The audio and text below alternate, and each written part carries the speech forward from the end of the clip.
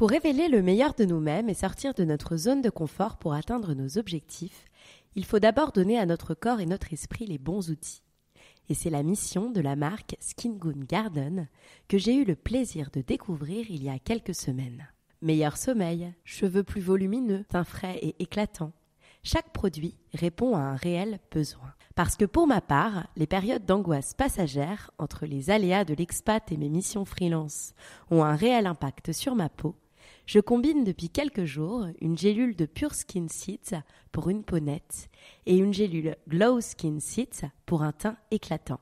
En attendant de vous donner mon verdict après la cure de 2 mois, je suis ravie de vous offrir moins 30% sur tout le site avec le code LALEA30 pour que vous testiez à votre tour ces produits 100% vegan, sans gluten et sans allergènes. Bonne découverte!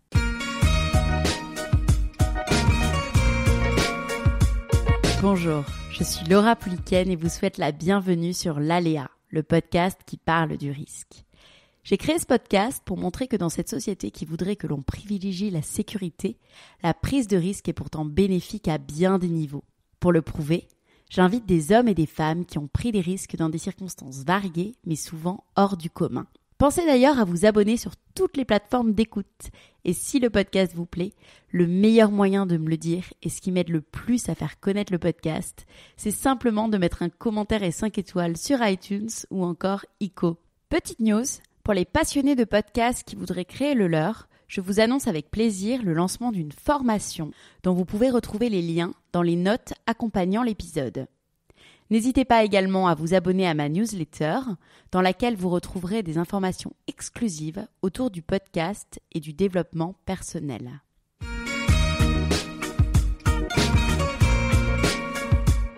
Aujourd'hui, c'est un épisode un petit peu spécial, puisque je suis avec Julien Messmaker, le cousin de mon mari. Pour moi, le risque, c'est ça en fait.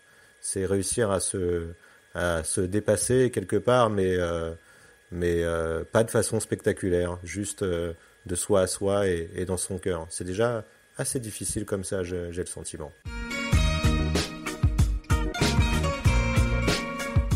Fils de libraire tombé dans la marmite des histoires, tu as fait, Julien, de l'imaginaire ton domaine d'activité.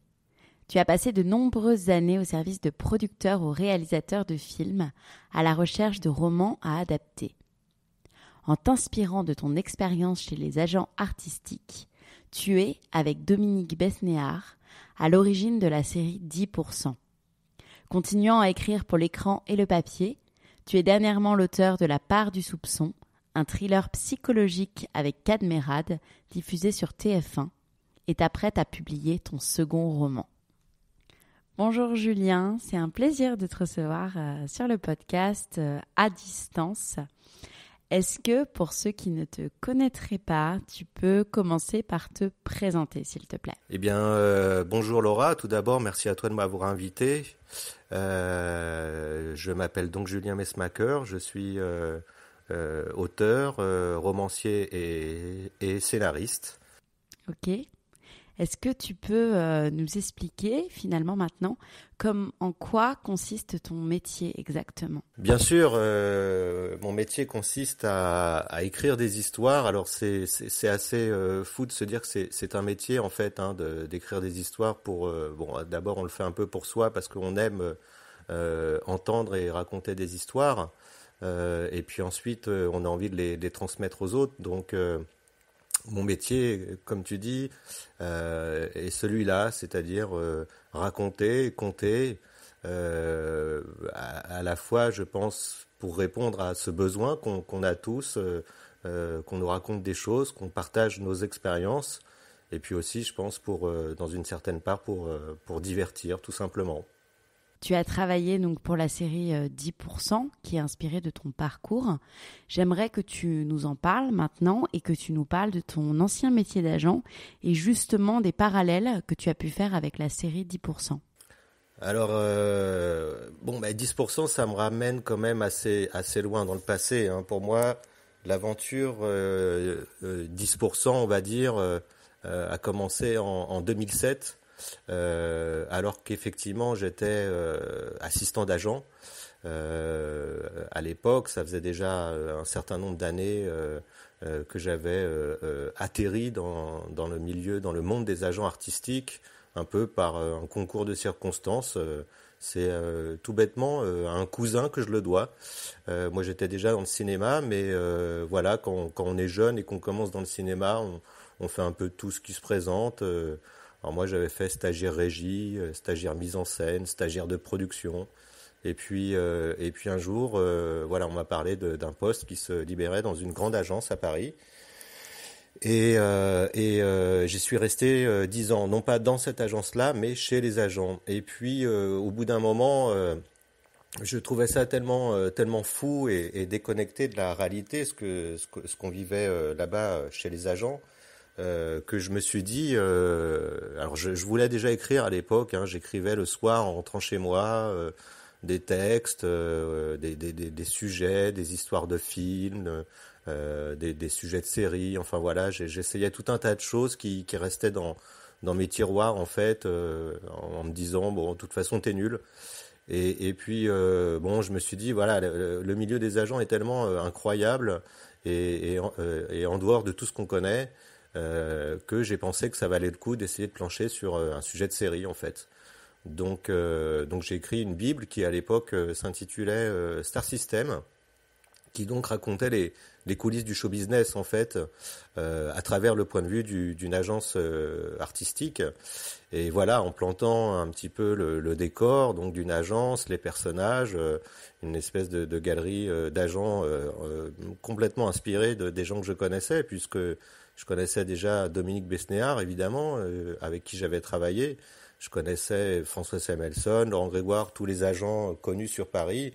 Et voilà, en faisant des composites à partir de ces personnages vivants, j'ai créé des personnages fictionnels et puis j'ai intégré l'idée que de vrais stars, acteurs ou chanteurs, même dans ma série il y avait des chanteurs, venaient interpréter leur propre guest. Et voilà, on racontait comme ça un peu les coulisses du showbiz.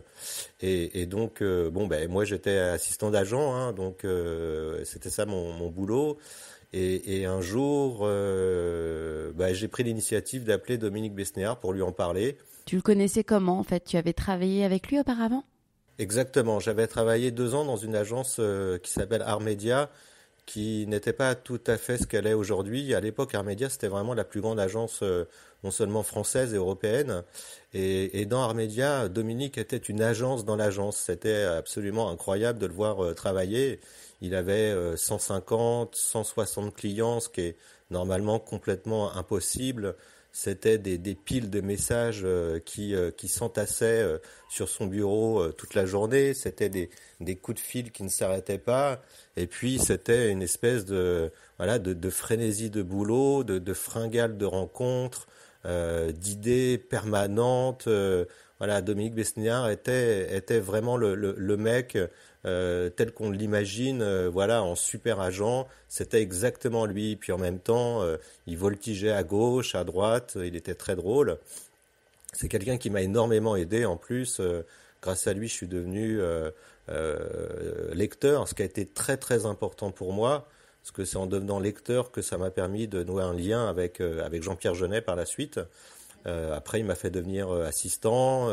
J'ai travaillé très très peu avec lui. Une fois, son assistante était malade, ce qui n'arrivait jamais. Donc je l'ai remplacé pendant 15 jours. Mais en tous les cas, bon voilà, Dominique, c'était un personnage chez Armedia. Et c'est pour ça, en fait, que je l'ai rappelé à l'époque où j'avais écrit ma Bible de série. Parce qu'à cette époque-là, en fait, il était devenu producteur. Il avait arrêté son métier d'agent, il était devenu producteur. Et donc, forcément, la première personne à laquelle j'ai pensé, c'était lui.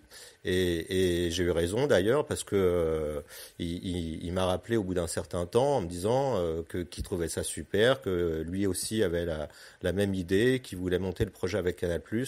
Donc, il m'a racheté ma Bible. Et en fait, ça, pour moi, 10%, je vais dire que ça a commencé et que ça a terminé comme ça, puisque effectivement, mon apport sur la série se limite à ça, une Bible que j'ai écrite, un décor que j'ai planté, des personnages que j'ai imaginés, voilà, un concept et une Bible. Est-ce que tu as connu ce fameux syndrome de l'imposteur? On en parlait un petit peu en introduction de cette interview. Pour ceux qui ne connaîtraient pas le terme, le syndrome de l'imposteur, ce syndrome où justement tu te dis que tu n'es pas légitime, en fait, que tu n'étais pas légitime à faire les choses, à proposer des choses. Effectivement, moi je me suis toujours senti comme un imposteur. J'ai passé mon temps en fait dans ce milieu-là à me dire c'est quoi ma place. J'ai jamais trouvé ma place en fait. C'est affreux parce que quand j'étais jeune, j'ai commencé à faire le stagiaire régie. Alors normalement, le stagiaire régie, c'est le mec qui est censé être super dynamique, en basket, en jean, il court sur un camion, il est partout, il fait ceci, il fait cela. Non, moi j'arrivais en fait avec ma gabardine et un bouquin dans la poche et on voyait très très bien que j'étais pas du tout fait pour ce métier-là. Et le pire, c'est que moi-même, je me voyais au milieu des autres et je me disais mais c'est pas possible, je vais pas y arriver quoi. Alors après, bon, j'ai été assistant de prod, c'était un petit peu pareil. Et j'avoue que en agence, j'ai souffert très très longtemps. Jamais en agence, je me suis senti à ma place, ni que le métier d'agent était fait pour moi. Aujourd'hui, tu lis pas mal de livres pour les transformer en scénario. Comment on arrive à détecter les perles rares et les pépites? C'est quoi tes petits trucs pour dire qu'un livre est peut-être un futur blockbuster au cinéma? Alors il y a la façon dont j'y suis arrivé en fait, c'était vraiment ça me fait penser à ma phrase, à ma citation favorite de José Saramago qui a dit la plus grande chance de ma vie a été de me faire virer. Donc moi je me suis fait virer plusieurs fois dans mon parcours et c'est comme ça que j'ai fini par faire du scouting, ce qu'on appelle scouting. Parce que voilà, je me suis fait virer de chez un producteur qui m'avait engagé pour faire du développement. C'était une espèce de mini descente aux enfers. Et comme j'avais quand même envie de me rapprocher toujours de l'imaginaire, des histoires et tout, etc., j'ai commencé à faire, à proposer ce service entre guillemets en indépendant. Et en fait, je me suis tout simplement retourné vers des producteurs que je connaissais parce que c'est eux qui cherchent des sujets. Et j'avais du bol parce qu'à l'époque, c'était l'époque du rapport Gassot. Charles Gassot, c'était un grand producteur qui avait c'est le premier qui avait parlé de développement, etc. Animé des ateliers d'écriture, voilà. Et donc, comme on en parlait, je connaissais quelqu'un chez eux et je leur ai dit, moi, je peux chercher des sujets pour vous, des histoires. Et donc, ils m'ont fait un premier contrat de 3 mois. C'est comme ça que ça a commencé. Et donc, à l'époque, j'étais un peu désorganisé, donc ça partait dans tous les sens. J'allais voir des courts-métrages à la maison du film court. Je contactais des scénaristes, des auteurs de théâtre, des romanciers. Enfin voilà, je cherchais dans toutes les directions et pas nécessairement que des bouquins. Et puis ça c'est en fait le producteur. Je suis passé très très près de ce qu'il cherchait. Parce que justement, j'avais été à la maison du film court voir des cours et j'avais vu des courts-métrages d'une réalisatrice qui s'appelle Laetitia Colombani et je m'étais dit, waouh, c'est super, il faut absolument que je rentre en contact avec elle, savoir si elle n'a pas des scénarios. À l'époque, je cherchais plus des scénarios. La demande de Charles Gassot était très simple. Il m'a dit, je cherche quelque chose à tourner cet été, quelque chose de sympa, qui coûte pas cher. Alors ça veut rien dire en fait, ça veut tout dire, ça veut rien dire. Mais voilà, j'ai senti qu'avec Laetitia Colombani, il y avait quelque chose. Et en fait, je m'étais pas trompé parce que j'ai pas eu le temps de la contacter puisque elle-même ayant déjà travaillé dans les équipes de Charles Gassot, elle lui avait proposé un scénario qui est devenu ce scénario que Gassot allait produire dans l'année. Et c'est le film qui s'intitule À la folie pas du tout, avec Laetitia Colombani et Samuel Le Bihan, qui est remarquable d'ailleurs. Quand j'avais lu le scénario, je m'étais dit oui, effectivement, c'est exactement ça que j'aurais dû trouver. Et ça m'a pas découragé pour autant. J'ai continué à faire ça. Alors il y a des gens du milieu qui m'ont aidé. Le premier sujet que j'ai trouvé, c'est pour Jean Becker, où là on m'avait envoyé chez son producteur qui est son fils. Et alors son fils Louis Becker, lui, il m'avait dit, écoute, si tu me trouves un truc pour mon père, je te donne 10 000 € tout de suite.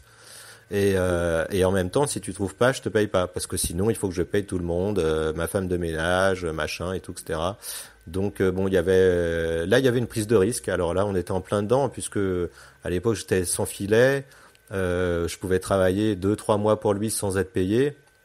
Donc, dans le cinéma, dans l'audiovisuel, c'est comme ça. Il y a un moment donné, justement, la prise de risque on peut pas, elle est incontournable. Donc, elle se répète plusieurs fois d'ailleurs au cours de la carrière. Et là, je me suis dit bon bah allons-y, je cherche. Et j'ai eu une chance inouïe. Parce que des années auparavant, j'avais lu un roman qui s'intitule Bienvenue parmi nous de Eric Holder et que j'avais en tête, que j'avais gardé en tête parce que je m'étais dit c'est vraiment une très belle histoire, une très jolie musique humaine. Eric Holder écrit remarquablement bien en plus. Et donc parmi les premières propositions que je lui ai fait la première semaine de travail, il y avait Bienvenue parmi nous. Et en fait, Louis Becker m'a rappelé en me disant je suis tombé amoureux de ce livre, je veux absolument prendre les droits. Donc j'avais gagné le pari puisqu'en fait j'ai travaillé 15 jours voilà pour gagner cet argent-là. Et ça m'a encouragé. Et vraiment le coup de chance inouï que j'ai eu par la suite, c'est Jean-Pierre Jeunet.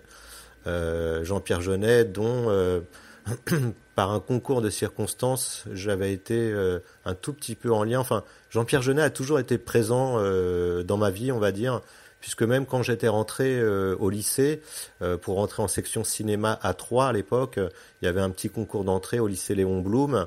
On nous projetait plein de courts-métrages.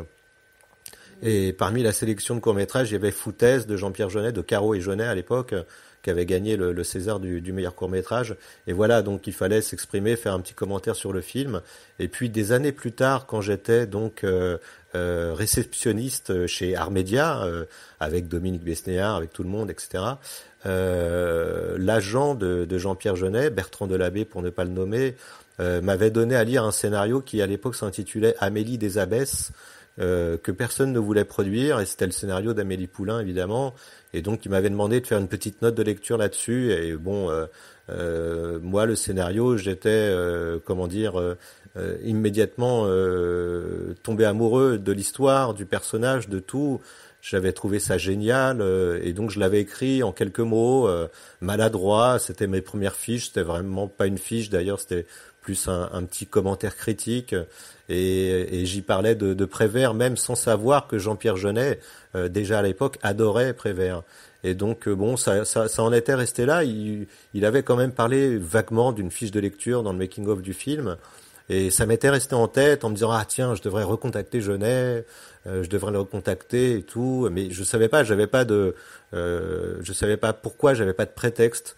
Et puis bah un jour, je fais un remplacement en agence artistique, puisque les agences, j'en suis parti, j'y suis revenu plusieurs fois justement dans ce truc où je me cherchais en fait, tout en n'osant pas me lancer comme auteur.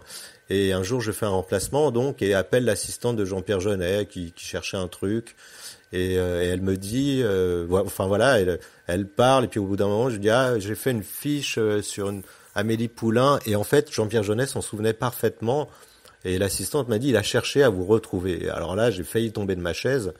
Et en fait, en une semaine, voilà, quelques jours plus tard, j'avais rendez-vous pour déjeuner avec lui. Alors évidemment, j'y suis allé dans mes petits souliers.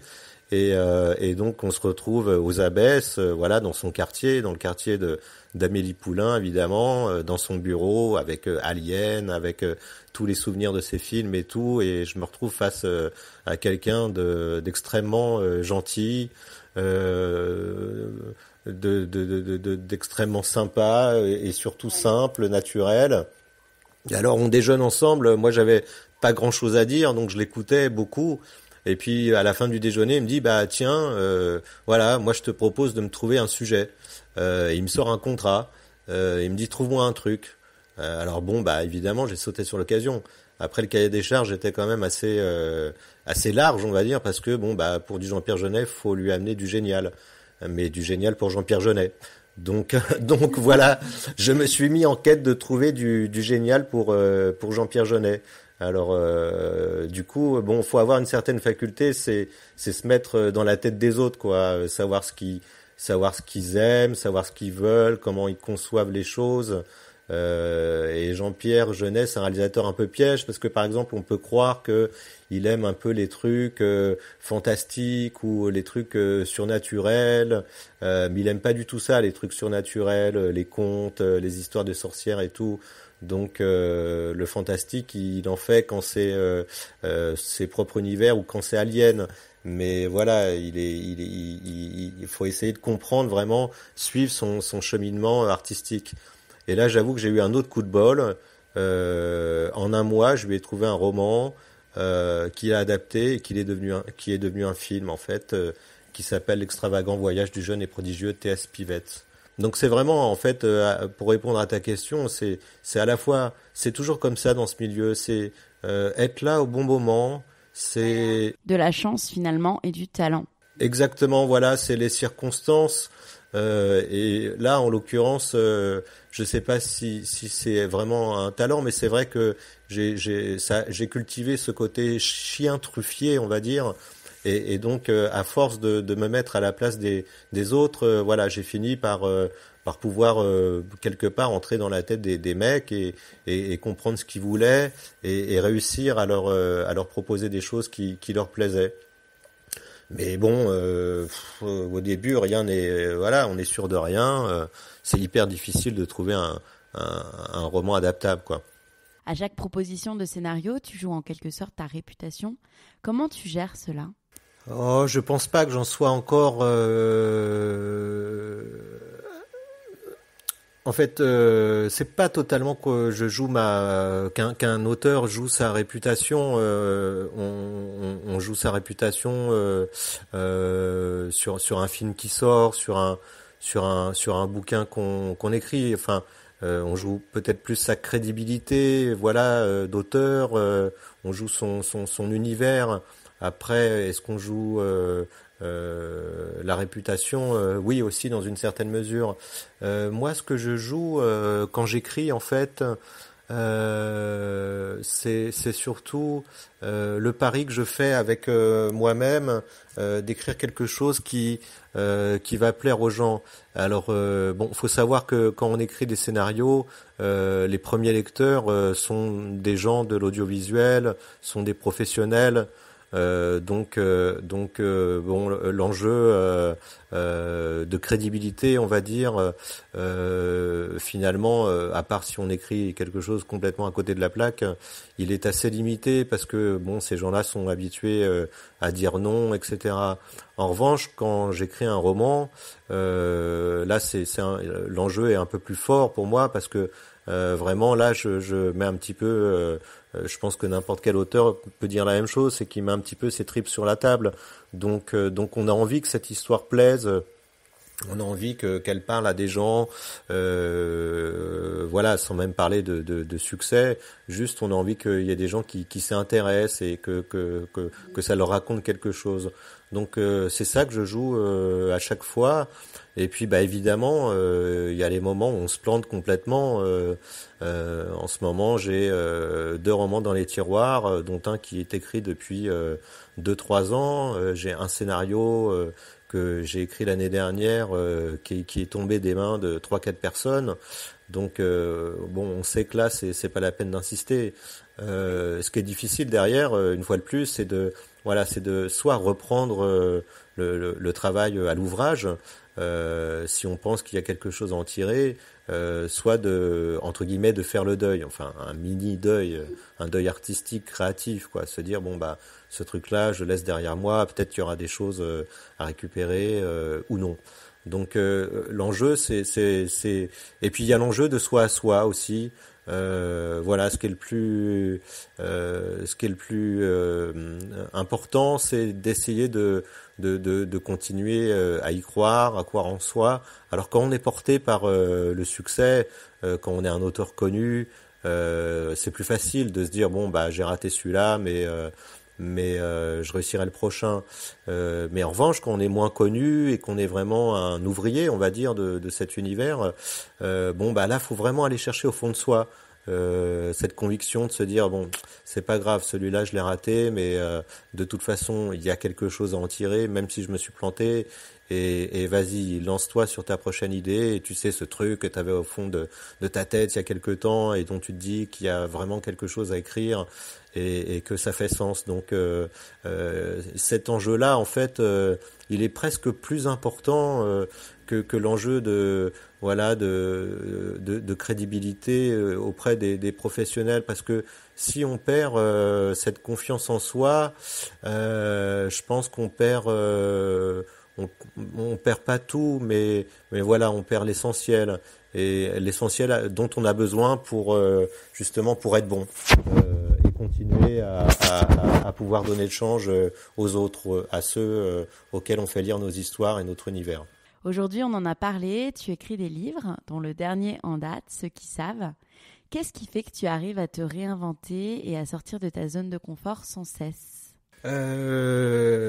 Justement, c'est exactement ça la difficulté, c'est sortir de sa zone de confort et essayer de se réinventer.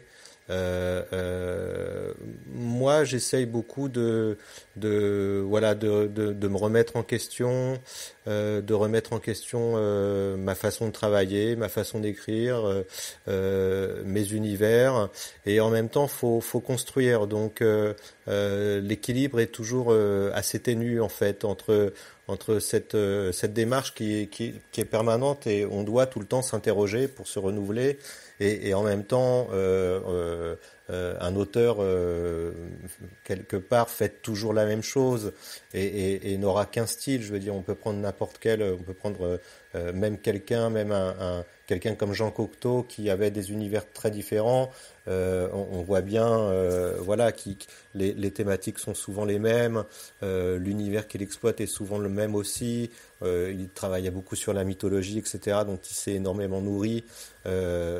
Et pour moi, c'est pareil. Il faut que je m'en tienne quand même à la ligne que j'essaye de dessiner dans ce que j'écris, dans mes histoires. Donc il y a toujours un tronçon commun à toutes mes histoires. Et en même temps, à côté de ça, j'essaie de chercher tout le temps, pas la nouveauté absolument, parce que c'est pas ça qui est intéressant, mais j'essaie de trouver des nouvelles questions qui peuvent nous concerner. Qu'est-ce que les histoires vont raconter, comment je vais les décrire, et à côté de ça, faut éviter justement de tomber dans les pièges de la répétition, du confort. C'est pas très confortable en fait d'être auteur, et c'est tant mieux, parce que c'est un confort conduit à peut-être aller là où on s'attend pas à aller, et c'est aussi important de laisser cette porte ouverte à la surprise, on va dire, à l'inattendu, et rester tout le temps un peu en alerte, sans œillère. C'est ce que j'essaie de faire. Alors ça, c'est l'idéal, mais dans la réalité, je ne sais pas si c'est comme ça tous les jours, mais tout au moins, j'essaie de garder ça à l'esprit. Concrètement, lorsque tu dois travailler un nouveau scénario ou un nouveau livre, quelles sont les étapes ? Ça m'intéresse de comprendre ce qui se passe dans ta tête.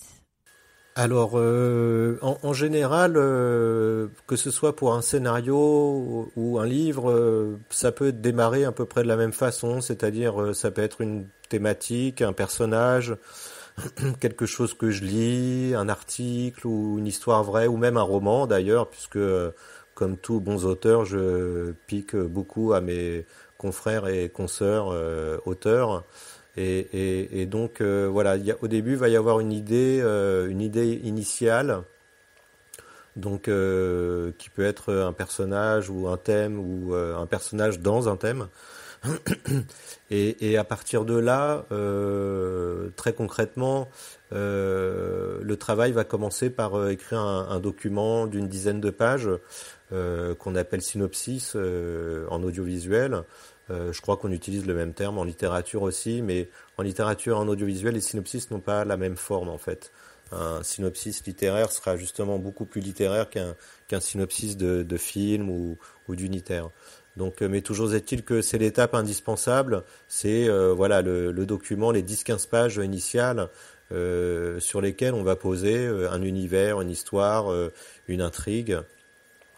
Et dans un second temps, bon, moi j'ai la particularité d'avoir ce truc de vase communicant entre les idées, c'est-à-dire qu'une idée pour de l'audiovisuel peut devenir une idée pour de la littérature et vice-versa.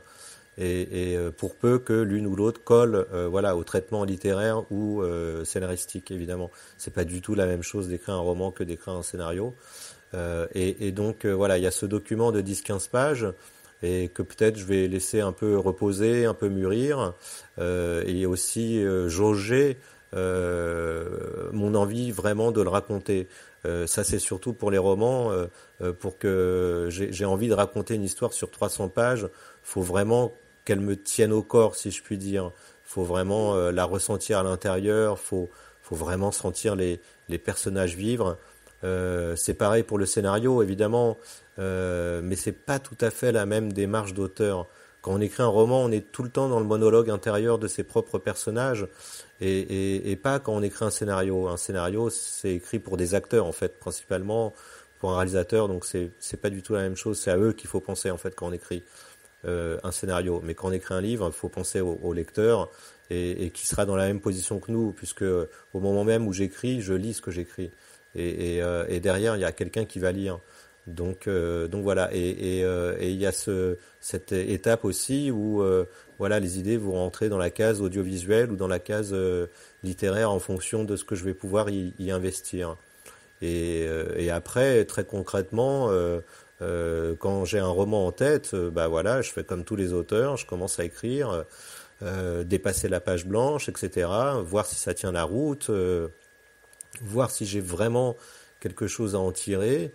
Et quand c'est pour l'audiovisuel, alors bien souvent, en fait, tout le temps, une fois que j'ai 15 pages lisibles, bonnes, avec lesquelles je suis complètement d'accord, et bien en fait là, on passe à l'autre étape avec mon agent, un agent, puisque maintenant, enfin, dans l'audiovisuel, il faut un agent.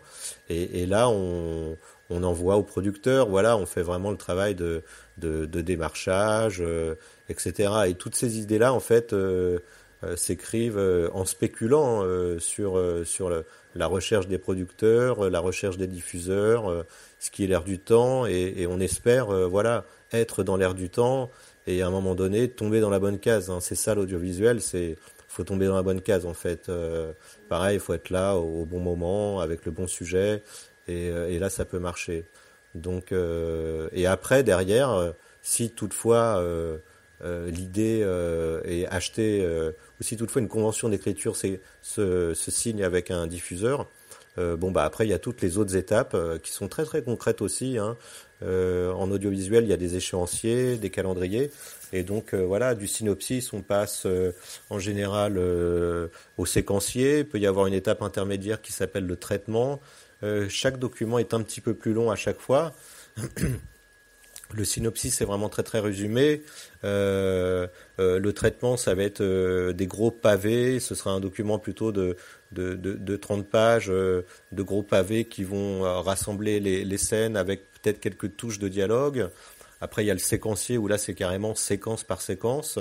Par exemple, en audiovisuel, La part du soupçon, ça a pris un an, un peu moins d'un an d'écriture. C'était très très vite sur La part du soupçon, puisqu'en fait, j'ai commencé à écrire la V1 du scénario. Je l'ai commencé un mois de janvier, et la VDF du scénario a été remise une fin de mois d'octobre. Donc, ça a pris 10 mois. Ce qui est extrêmement rapide en fait, mais après on peut parler de 10% sur lequel j'ai pas écrit, mais je sais que le développement a pris très très longtemps. Il y a beaucoup d'auteurs qui ont intervenu dessus.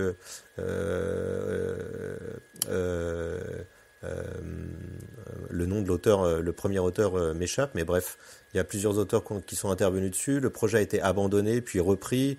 Au début, c'était France 2 qui devait produire. Ah voilà, c'est Nicolas Mercier qui au début était le seul auteur. C'était celui qui avait écrit Clara Scheller. Et donc au début, c'était France 2 qui devait produire, puis France 2 n'a pas aimé les scénarios. Pardon, c'était Canal+. Canal+ n'a pas aimé les scénarios de Nicolas Mercier. Donc ces scénarios ont été abandonnés, ils ont cherché un autre auteur, Là, ils se sont tournés vers France 2. Et à nouveau, il y a eu toutes ces étapes. Et en plus de ça, là, si on parle d'une série, il y a une autre étape intermédiaire qui est très importante, c'est les arches, ce qu'on appelle. Donc les arches, en fait, c'est un document de 20 ou 30 pages qui va résumer les 6 épisodes de la première saison. Donc un document très très très technique à faire, très difficile, puisque là on se situe entre les deux. C'est à la fois c'est un document très très technique et en même temps ça doit donner très très envie aux gens de produire la série. On doit faire rêver, on doit faire faire fantasmer, on doit faire sourire, et en même temps on doit raconter très très vite l'histoire. Parce que 6 épisodes, forcément, si on rentre dans le détail, on s'en sort pas. Donc voilà, l'écriture scénaristique est une écriture très très technique et qui se rapproche plus de la narration orale que de l'écrit. C'est ça qui est compliqué en fait. Aujourd'hui, pour reparler de la série 10%, tu as encore un droit de regard sur la série ? Non, pas du tout. Moi, vraiment, sur 10%, j'ai juste mon nom générique. J'ai écrit la Bible, j'ai mon nom générique, je touche quelques droits et basta, j'ai envie de dire. Moi, j'ai été écarté du projet parce qu'à l'époque, justement, j'étais pas scénariste. Moi, j'étais encore assistant d'agent, donc j'étais encore dans mon petit costume d'assistant d'agent. Dominique Besnéard me connaissait bien et m'avait énormément aidé et était génial avec moi. Et en même temps, dans ce milieu-là, c'est comme ça. C'est tellement difficile de monter les projets qu'on peut pas trop s'embarrasser d'affection, de gens qui sont pas tout à fait au point et tout, etc. Et en toute objectivité, c'était mon cas à l'époque. Je veux dire, j'avais jamais écrit, j'étais pas vraiment au point, j'étais pas prêt à travailler avec quelqu'un comme Nicolas Mercier. Donc Dominique a essayé au début de me faire une petite place sur l'écriture, mais entre mes 2-3 faux pas et le fait que j'étais pas encore prêt, il s'est détourné le projet, enfin il s'est adressé à d'autres gens, donc juste il m'a racheté ma Bible, je suis un des concepteurs d'origine du projet, et à ce titre-là j'ai aucun droit de regard, si ce n'est le droit de les regarder à la télé en fait. J'imagine que ton métier peut être très stressant entre les deadlines, l'incertitude financière, la possibilité de travailler à perte également. Comment tu le vis ? Est-ce que tu as encore des petites choses à nous conseiller pour vivre ce stress le mieux possible ? Je crois que beaucoup d'auteurs, effectivement, ont leurs petits trucs, leurs petits rituels,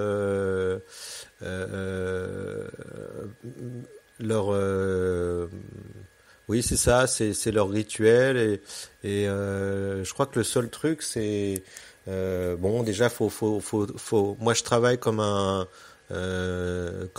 artisan, on va dire. Je suis resté, comme j'ai passé un certain nombre d'années en bureau, en fait, je suis resté collé sur des horaires de bureau. Donc déjà, c'est mon premier truc. Je peux passer une journée derrière mon écran, il n'y a pas une ligne qui va sortir, mais au moins, voilà, je sais que j'aurais passé mes 7 heures derrière l'écran en consacrant mon temps à ça. Et puis pour me mettre en marche le matin, voilà, j'ai toujours le même truc. J'écoute la radio, je bois un café, je vais glandouiller pendant 25 minutes sur Facebook, et puis j'ouvre un premier document, un deuxième document, je commence à m'immerger, et puis vers 11 heures je m'y mets, et en général je travaille jusqu'à 19-20 heures. En restant enfermé, je fais une pause le midi. Il faut surtout pas que, en fait, quand je suis lancé dans une journée d'écriture, faut surtout pas que je sois interrompu. C'est pour ça que je vois personne, pardon, que je ne fais pas de déjeuner, parce que c'est tellement difficile de s'immerger, que c'est ça que je préserve au maximum, en fait. C'est une fois que j'y suis, j'y reste pour la journée. Parce que si on casse le truc, après c'est impossible. Donc il y a des petites choses un peu idiotes comme ça, naturelles. voilà, avoir cette espèce de rigueur et de discipline. J'essaie de pas trop me poser de questions. J'essaie d'être très très lucide sur ce que j'écris. Voilà, d'essayer de reconnaître quand j'écris des trucs nuls. Alors c'est difficile. Des fois on peut être dans le déni de soi-même et pas voir qu'on fait quelque chose qui est mauvais et tout. Mais bon, en général j'y arrive. Donc voilà, c'est à ce prix-là que je garde le cap en fait. Est-ce que tu as connu des échecs, des moments difficiles, des moments de doute où tu t'es dit ce n'est pas fait pour moi ce métier, j'arrête tout? Ah bah moi le problème c'est que j'ai passé mon temps à me dire ce métier n'est pas fait pour moi. Justement c'est ce que je te disais tout à l'heure, c'est que cette question centrale de trouver ma place dans l'audiovisuel. Quand j'ai commencé, je voulais déjà écrire en fait, et en même temps, il y avait quelque chose au fond de moi qui faisait que je n'arrivais pas à y croire, à m'en croire capable. Ça me paraissait tellement inaccessible, tellement difficile, et en même temps tellement génial que évidemment, j'avais pas droit à cette chose géniale. J'étais pas capable de l'atteindre. Donc, c'est pour ça que j'ai fait beaucoup de choses dans lesquelles je ne me sentais pas du tout à ma place.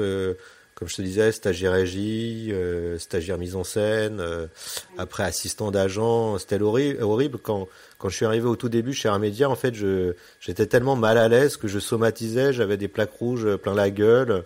J'étais un petit peu comme un lapin pris dans les phares d'une voiture. Je savais pas trop quoi répondre aux gens. En plus, bon, je connaissais mal les contrats et tout ça, donc on me posait une question, je tombais dans un abîme de questionnement en me disant mais où, quoi, que, enfin voilà.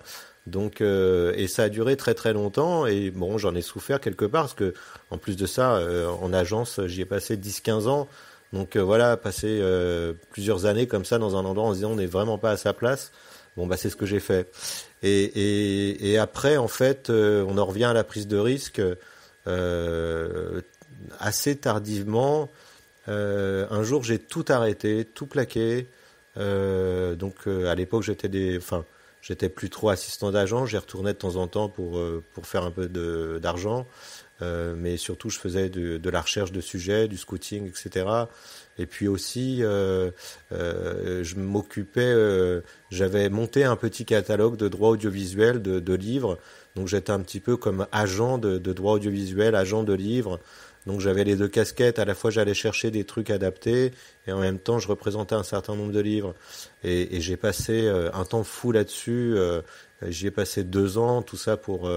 alors c'était génial, je me suis occupé de Pierre Boulle, de tout un tas d'auteurs vraiment passionnants. Mais bon, j'y ai passé 2 ans pour gagner 200 euros.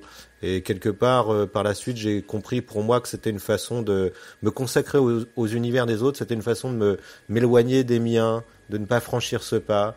Et puis le jour où c'est devenu tellement insupportable de me dire que j'allais complètement passer à côté de l'écriture, à côté de ce que j'avais au fond de moi, finalement de ce qui me faisait envie, de ce qui me faisait rêver. Ce jour-là, bah, j'ai tout plaqué, voilà, j'ai tout arrêté. J'ai appelé tous les gens pour lesquels je travaillais en disant j'arrête, je fais autre chose, etc. Et sans leur donner d'explication. Mais moi, je savais ce que j'allais faire. J'allais écrire mon premier roman. Et c'est la première fois que je me suis senti à ma place, vraiment. En 20 ans, 25 ans, je me suis jamais senti aussi bien. Et tout ça peut pas se faire tout seul, forcément. Faut être un petit peu entouré, un peu aidé. Faut qu'il y ait des gens qui aient confiance en soi pour que soi-même on réussisse à y croire. Donc heureusement, j'avais quelqu'un autour de moi qui m'a dit mais vas-y, fais-le, te pose pas de questions, pense pas à l'argent ni rien, fais-le. Et ça a été libérateur pour moi, vraiment. Et en plus de ça, justement, c'était à l'époque où je voyais le train 10% me passer sous les yeux avec le déferlement médiatique que ça a été. On n'a jamais vu une série qui a autant fait parler d'elle, donc c'était vraiment une horreur pour moi quelque part, puisque j'avais l'impression d'être vraiment de passer complètement à côté du truc, donc c'était affreux, quoi. C'était une vraie torture. En plus de ça, c'était un moment où j'avais plus trop de contact avec l'audiovisuel, que je ne voyais qu'à travers justement ce prisme que j'avais connu des agents. Donc je voyais simplement la réussite des autres, que je comparais à mon propre échec, etc. Et le jour où j'ai tout arrêté, tout plaqué, pour me dire, écris cette histoire que tu as en tête, va jusqu'au bout, écoute ce qu'on te dit, je ne me suis jamais aussi senti à ma place, jamais senti aussi bien. Et là, je me suis dit, bon, que ça marche ou pas, rien que pour ce sentiment-là, je suis content de l'avoir fait. Après, on peut jamais savoir si ça va marcher, mais au moins, il faut le faire, une fois. Quels sont tes prochains projets? J'essaie de les multiplier. En audiovisuel, j'écris sur des séries, j'écris sur des sujets d'unitaire, quelques idées originales à moi et aussi de la commande. Et puis voilà, dans cet espace privilégié qui est l'écriture romanesque, justement, j'ai réussi à faire sortir de l'un de mes tiroirs l'un des manuscrits que j'y avais. Et normalement, il devrait être publié au mois d'octobre. Et je cherche le sujet, un prochain roman. Je me questionne sur, voilà, j'ai beaucoup d'idées forcément, puisque ayant fait du scouting, j'ai gardé ce tic. En tant qu'auteur, je cherche mes propres idées, comme je cherchais des sujets pour les réalisateurs pour lesquels je travaillais. Donc j'emmagasine beaucoup. Après, tout n'est pas intéressant, mais justement, j'essaie de faire le tri. Sur un prochain roman, qu'est-ce que j'ai envie de raconter et qu'est-ce qui pourrait être éventuellement intéressant pour les autres. Enfin, dernière question que je pose à tous. Quelle est ta définition du risque et selon toi les risques nécessaires pour vivre pleinement? Alors, dans ton passionnant podcast, tu as vraiment des gens qui ont pris des risques énormes, tant physiques que psychologiques, dont je me sens tellement loin en fait. Voilà, tu as vraiment interviewé des gens qui sont quasiment des héros quelque part, navigatrices, photographes de guerre, agents secrets même. Donc voilà, moi ma prise de risque en fait, elle a été tout intérieure. Elle n'a concerné que moi en fait. Ma vraie prise de risque, elle était extrêmement intime. Et je sais pas si ça vaut le fait d'avoir connu un champ de bataille ou quelque chose comme ça, mais pour moi ça s'est vraiment situé à ce niveau-là, et en même temps c'était très très fort, parce que cette prise de risque elle s'est définie à partir du dépassement que j'allais être capable de faire ou non de mes propres peurs, de mon manque de confiance, de mes appréhensions. Elle s'est vraiment fait dans un endroit très très intime de mon cœur et de mon esprit, en me disant, bon, est-ce que une fois dans ta vie tu vas te donner la chance d'y croire ou pas? Est-ce que tu vas réussir à dépasser ça? Et voilà, ma prise de risque la plus forte et la plus difficile, elle s'est située là, ces jours où je me suis dit, allez, est-ce que tu vas y croire ou pas? Est-ce que ça peut marcher ou non? Bon, finalement, personne m'attendait. Je vais dire, ça ne concernait que moi, ça n'intéressait personne d'autre. Et pourtant, à l'intérieur de soi, c'est un monde qu'on est en train de chambouler. C'est une vision de sa propre vie qu'on est complètement en train de retourner en se disant, bon, allez, j'y vais, quoi. Je me lance dans ce truc-là.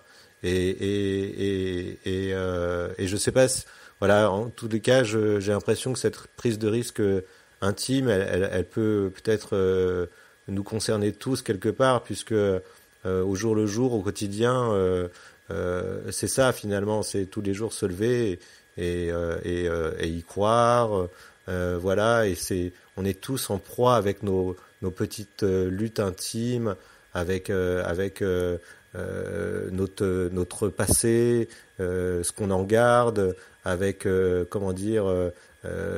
conflits qu'on garde en soi toute notre vie. Et voilà, là, pour moi, la vraie prise de risque, ça a été de se dire bon, est-ce que pardonne-moi l'expression, mais est-ce que le cul est assis dans une chaise, tu peux arriver à quelque chose ou pas? Et je connaissais pas la réponse, mais en tous les cas, j'ai fait le saut dans le vide. Et voilà, c'était pour moi le risque, c'est ça en fait, c'est réussir à se dépasser quelque part, mais pas de façon spectaculaire, juste de soi à soi et dans son cœur. C'est déjà assez difficile comme ça, j'ai le sentiment. Merci beaucoup Julien, à très bientôt. Mais c'est moi qui te remercie.